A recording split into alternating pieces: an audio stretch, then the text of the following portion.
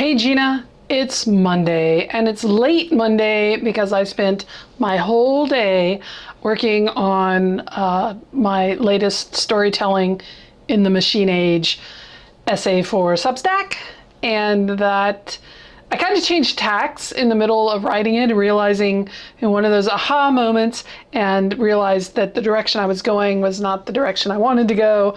So it just took a really long time for me to get that in the can and get it done. I'm sure you know the feeling. And, it all links into this feeling of overwhelm. I know we're not the only authors dealing with it right now. I know that it's something we've heard from so many writers everywhere. It's just kind of the vibe that's going on around us, I think, for better or for worse. For me, it's manifesting. Of course, there's money worries for me personally, but there is just this sense of for every one thing I do, 5 other things line up and have to get done. I am one of those people that don't give myself credit for things that I have accomplished. So yes, I did release Become an Unstoppable Storyteller. I'm not going to say it's been a runaway success, but for people who've read it, like it, getting good reviews about it, and making some sales. So A+ work, Kimbu. But that still leaves me with everything else. And like you, my website situation is mine isn't a mess, but it's discombobulated. I've had so many websites in operation, one for every pen name, and then now I have the House of York website, and I want the House of York website to become a hub, but I also don't want it to become very cluttered or, overwhelming for people. So I'm trying to figure out how to create a books page that would be informative, but won't require people to go through 40 click-throughs. Business end stuff. It's not writing, and what I want to be doing is writing. I am still working on Transmigrated Terry. In fact, that's my goal this evening after I walk Keeley. I took a siesta this afternoon. I don't know where you are, listeners, watchers, readers, but we are in North Florida and it is freaking hot right now and nobody's enjoying it. My dog isn't enjoying it. I don't think people are at the beach. They say they're enjoying it, but I'm not sure that that's true. I think they're lying myself, but yeah, the feeling of overwhelm and discombobulation, we've talked about it on the podcast too, and it's just something, I just feel like we keep going forward and forward and forward, and yet,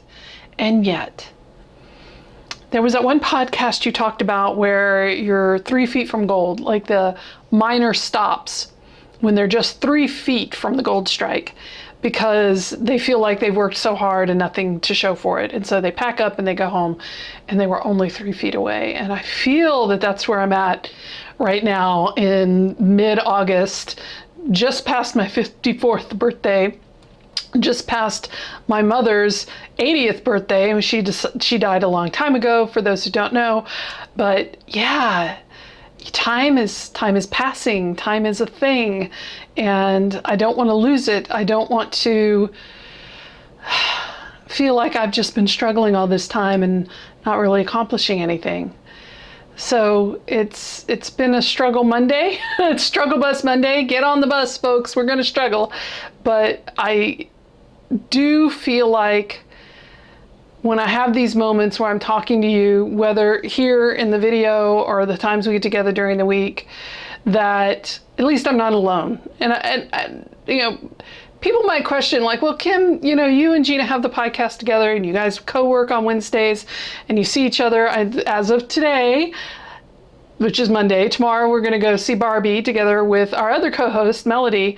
So it's going to be a girls' day out to go see Barbie. And none of us are Barbie girls, which is the hilarious part. But I feel less alone. I feel more connected with potential readers, current readers, friends, doing things like this. And I think that's something that's really important for all of us to remember is even if we're in our little den, that's where I'm recording today. I gave up on recording in the kitchen. There was just, the lighting was becoming ridiculous. Here I can control the lighting at my desk. It's a nice little screen behind me. I've got some mood lighting going on. And we're all in our little caves together, which sounds weird, but I think it's how I feel when I talk to you about these issues and when we explore what's really going on in our head.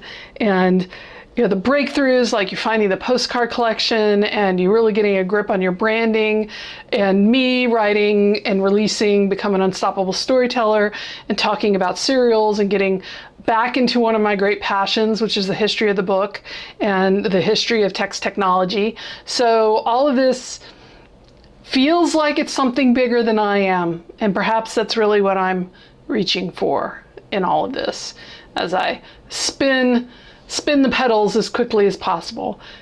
I want to be part of that bigger thing, and that's what I'm working for. Anyway, Gina, I know you'll be responding to this later this week, but I will be seeing you tomorrow for Barbie. Not Oppenheimer, just Barbie. That's enough for me for one day, but I look forward to spending that time with you.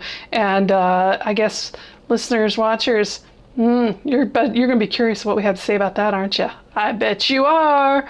I know I am. Thanks everybody for coming along with us on this journey. Thanks for making me feel less alone. I really appreciate it. Bye.